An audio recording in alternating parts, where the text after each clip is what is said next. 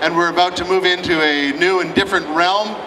Some of you will remember in 1998, cannabis kind of burst onto the scene as a performance-enhancing drug. I don't think I anticipated that, but it was a welcome development nevertheless. And now it's my great pleasure to introduce to you the man who brought it to Canadians' attention and to the attention of the world, Mr. Ross Rebagliati.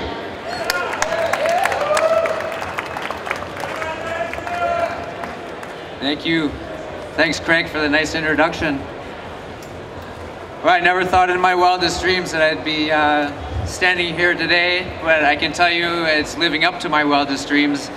The ones that I've had since I came back from Nagano in 1998 with the support of an entire country behind me after testing positive for what they thought was a drug that was on the list of banned substances. And as I had to point out to them at the time that it wasn't actually on the list of banned substances, and they can hand me my medal back and I'll be on my way back to Canada. Thank you very much. So it's incredible for me to notice in the last 16 years since I was at the Olympics to see how far the cannabis culture and how far the cannabis industry in general has progressed and has welcomed me into the arms of you know, the best people in the world, basically. And you know, it's a testament just walking around, you know, Champs 2014 in Toronto, talking to all the people, and the reception that we've gotten in particular, you know, has been amazing. So it's a pleasure to be here. Let's see, where do I point this thing?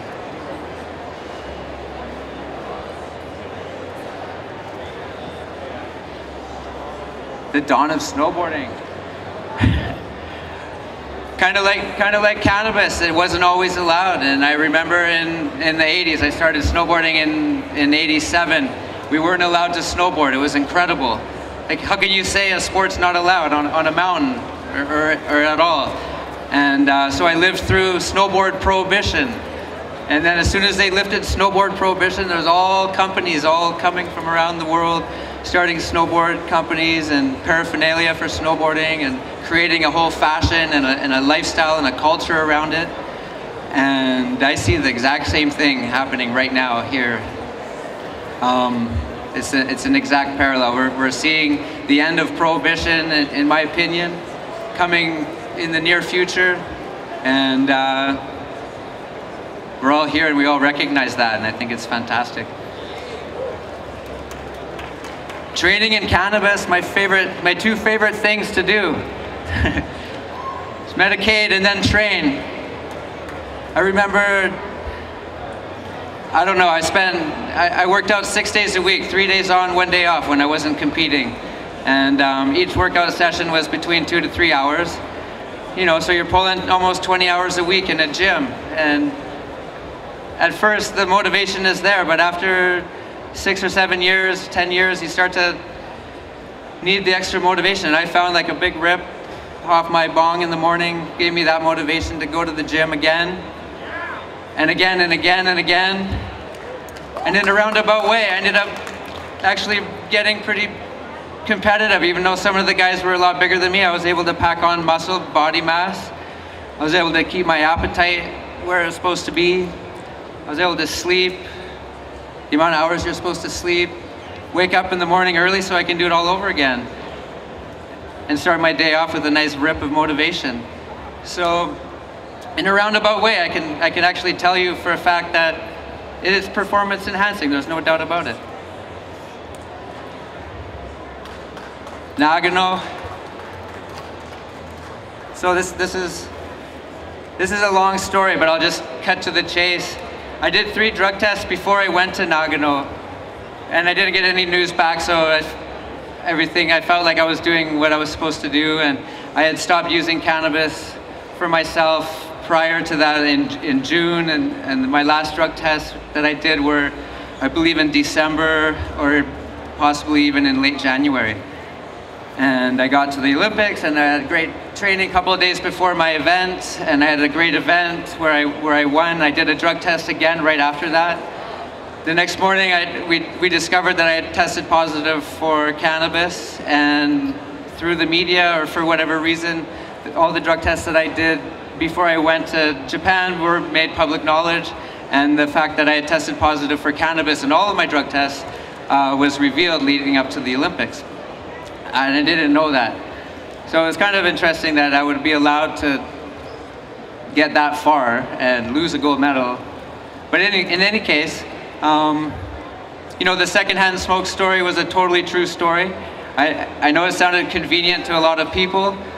I don't have a problem telling you that it was a totally true story. I had friends that passed away in avalanches prior to the Olympics. There was quite a lot of consumption going on at the wakes there. Not to mention, I was still hanging out with everybody that I normally would hang out with. And so I was just exposed to it, and the fact that they added it to the list of the banned substances that summer in '98, and then 16 years later, this summer, raised it by 1,000% because athletes were continuing to test positive, is a testament to the fact that we're transcending into like mainstream culture, and the IOC is even recognizing the fact that athletes may be more or less exposed to cannabis in regular, normal life. And I think that's a good realization. I think if it needs to be on the list of banned substances, tell everybody at least. Okay, this scan, we talked about this already a little bit. I got a phone call, a couple of nice phone calls. I got on some talk shows. Jay Leno was, you know, kind of the pinnacle for me at least. He was a big supporter. He you know, it was just a good experience to kind of go through what I did and then come and have Jay Leno. It was great. I've done a lot of things since the Olympics to try to like boost my career. One of them was, you know, to run for MP. I did that about 5-6 years ago. Against, I guess I was against Stockwell Day in the Okanagan-Coquihalla riding. I ran for the Liberal Party. I guess we're looking forward to the next election. Next. So I do continue to use cannabis on a regular basis. On a regular basis, and I can't stress enough what that means. It's constant. From when I wake up in the morning until I go to bed at night, I'm always, whether I'm using one thing or another, it doesn't matter. There's something cannabinoid going into me at all times. I feel like it helps me out in my everyday life. I do have nagging sports injuries. I do have a form of arthritis that's been passed down to me through my father and his family.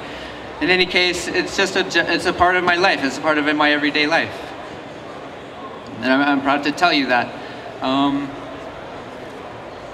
In the beginning, I didn't know what to do. I was kind of faced with the idea of corporate pushback, losing sponsors, embracing an industry that was still fighting, hard for, to exist against the laws, and quite frankly, I was scared to death. It took me a long time to come to terms with, who I was as a person and the people that I wanted to surround myself with, and I feel like I made the right choice. We don't really need to talk about this. We created a company. It's Ross's Gold. I think everybody pretty much understands we're creating a distribution of medical cannabis across the country. In Canada, we're going to be focusing on the patients who are most in need. I'm not going to elaborate on that right now, but we've got some really interesting plans, and I think we can't wait to tell everybody exactly what they are, and we'll just leave it at that. We're planning on being a brand, and so far what we've done is, from what we can tell, is we've got the creation and the beginnings of maybe one of the first brands in the industry, and I'm proud to be the CEO and one of the founders. I'm not the only guy that created this company. Patrick Smith, who's sitting in the front row here, had a lot to do with making that happen. So, yes, thanks, Patrick. We've got a partner website. It's Cannabis.ca. I'm going to be doing reviews on LPs. I'm going to be reviewing their products, rating products, talking about services. everything that's involved in the new system and the new model, the new federal model. We're going to be talking about it. We're going to be doing interviews with random people, people from the industry, people from outside the industry, supporters, non-supporters. We're just going to have a discussion. We're going to try to make it national. We're going to try to create a national discussion about cannabis in Canada. And then that's it. You guys got any questions? Anybody feel free to. Seeds, the canary, I tried the canary seeds. They're excellent. Yeah, can I have a delivery of seeds?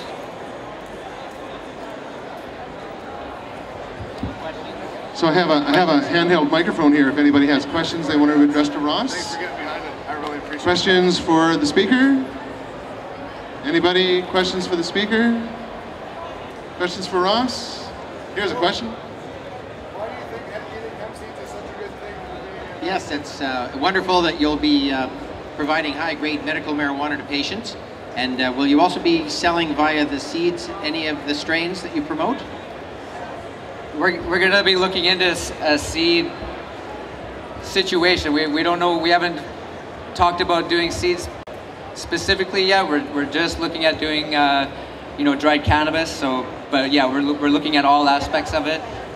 Seeds obviously is an important part of what we do. What we have here, speaking of seeds, I mean, this is a great example of what you can do with cannabis seeds. The singing canary, hemp seeds, they've got, I mean, these things taste great. Omega-3s, it's like superfood. Like athletes should be eating this stuff. And athletes do actually eat this stuff. I eat it. So extracts is another big part of, what we're gonna try to educate people about and Health Canada in particular. And, we see the edibles as being the future and the new clients and the new patients that the cannabis industry wants to attract are ones that aren't maybe used to combusting a material and inhaling it. And I think that offering extracts is obviously a healthy way to take your medicine and a healthy way forward. Question, Ross. We were talking before you started about how cannabis helped you identify the zone that you wanted to go to when you were in competition. Can you talk a little bit about that? Sure. Yeah, that was a good question. We talked about focus and being able to train your mind to block out everything and just kind of create a situation of reflex where if something happens, like if you're driving down the road, you want your reflexes to be the right reflexes so you don't crash. And it's the same thing for racing. And I found that when I was snowboarding, and I have to admit, I never actually used cannabis during a competition, and I chose to not do that because it didn't help me at that moment. But during training, when I was in a relaxed situation, I was able to get into a zone and focus and feel like different things that I wasn't as aware of otherwise, and it trained my mind to think about those things even when I wasn't being medicated, or even if I wasn't medicated, I was able to still remember how and what to look for, and in a roundabout way, it helped me focus and block out things that I wouldn't have, been as acute to noticing. So, for me, it was a way to really fine tune and get those hundredths of seconds that you need to, win races. So. Hey Ross, I have a question. Without revealing your business plan too much, are you planning on providing affordable medicine for patients that can't afford the higher end? Absolutely. Thanks, Redbeard, for that question. We are developing a plan that I sort of touched on earlier to create a system that would, in effect, draw profits from our company to create and provide cannabis to the people who are the most vulnerable and who need it the most, for different reasons, and we'll try to figure out a qualification process, and in some cases it's obvious who needs it, and we want to make sure that the system doesn't get abused. But in any case, yeah, we're trying to create a system where we can provide medicine for free in some cases to as many people that need it, basically. We would love to be in a position to supply it for free to as many people that need it for free, and then have a tiered system where, if you can afford a little bit for it, you can pick your thing, and if you qualify for free, that's something that you know, it's been a big deal for me, and we're working on creating that business plan, and that's about all I can really say about it right now. But we are. Ross, on behalf of NORML Canada, thanks very much for speaking with us today. One last question before we wrap up. Stockwell Day has retired from active politics. Are you going to run again? That's funny. He actually stepped down just after I decided not to be a candidate anymore, so that was ironic. But I'll think about, I'm really excited to be doing Ross's Gold right now and being a part of the cannabis industry. That's my focus, and for now, and in the future, we'll see what happens. But for now, I'm just happy to be standing right here, right now. Thank you. Hi, Alex.